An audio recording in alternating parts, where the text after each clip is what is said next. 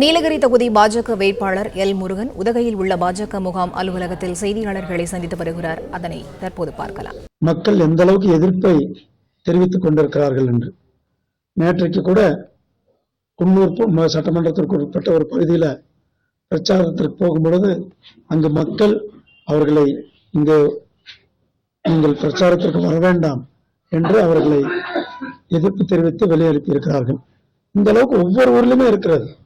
மக்கள் வெளியில சொல்ல முடியாம தடுமாறி கொண்டிருக்கிறார்கள். இந்த ஊர்ல வெளியே சொல்லி இன்னும் பல ஊர்ல சொல்லுவாங்க.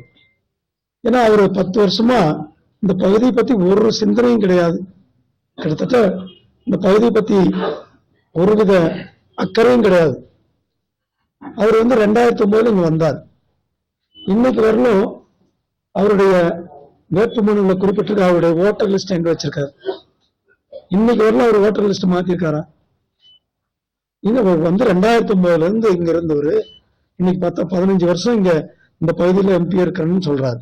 அப்ப இந்த பகுதி மக்கள் மேல நம்பிக்கை இல்லை, இந்த பகுதி மேல மக்களுக்கு மேல அக்கறை இல்லை, இந்த பகுதி மக்கள் மேல அவர்கள் கிட்ட வேலை செய்யணுன்ற அந்த அக்கறையின்மையினாலதான் 15 வருடமா தன்னுடைய வாக்காளர் லிஸ்ட்ல கூட பேரை மாத்தாம இங்க உள்ள சேர்த்தாம வச்சிருக்கிறார்.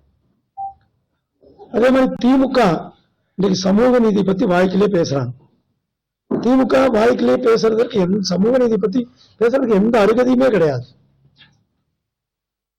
அருந்ததியர் மக்களுக்காக இருக்கின்ற ஒரே ஒரு தொகுதி ரிசர்வ் தொகுதியில அது நீலகிரி தொகுதி தான். அந்த மக்களுக்கு கொடுக்க வேண்டிய அந்த ஒரு தொகுதியில கூட திமுக தன்னுடைய வேட்பாளரை அந்த அருந்ததியர் வேட்பாளர் நிறுத்துறதில் இல்லை. அப்ப இவர்கள் என்ன சமூக நீதி பத்தி பேசுறது என்ன யோகியதை இருக்கின்ற ஸ்டாலினுக்கு? சமூக நீதி பத்தி இனிமேல் எங்கேயாவது ஸ்டாலின் பேசினா மக்கள் பெரிய எதிர்ப்பை சொல்லுவாங்க. அவருக்கு பேசுறதுக்கு யோகியதே கிடையாது. அதே நேரத்துல இந்த ராஜா அந்த சமுதாயத்தை பத்தி ஒரு தரைக்குறைவாக பேசுறது, இதுதான் உங்க சமூக நீதியா?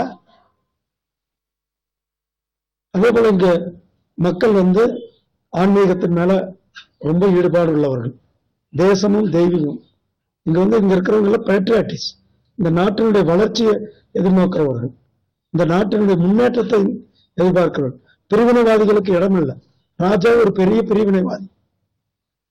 அதே போல கடவுள்களை பத்தி தவறாக பேசுவது, இதெல்லாம் மக்கள் ஒரு பெரிய கோபத்தில் இருந்து கொண்டிருக்கிறார்.